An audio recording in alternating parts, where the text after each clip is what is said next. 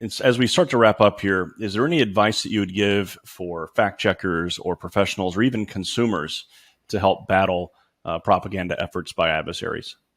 Yeah, I'm hugely supportive of fact checking efforts, citizen fact checking efforts. Bellingcat, the toolkits they make available to help amateur fact checkers become more professional. But I guess based on the research that I've done, the advice that I would offer to fact checkers is the truth doesn't have magical properties. So while it's important to ferret out the truth, you also have to think about the human psychology.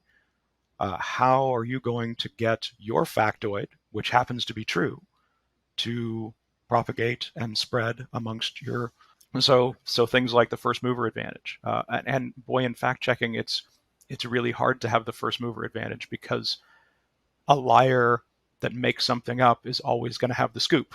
They're always going to be first. If something didn't happen and they tell a story about it, there's no way you can get ahead of that.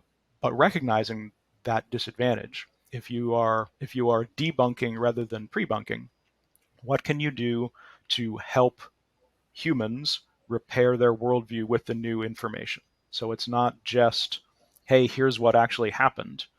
It has to be more than that. Here's what was done and said and why it isn't true. Here are the techniques that are involved. Here is what actually happened. Here's how you should think about that. And then it's an opportunity to speculate a little bit.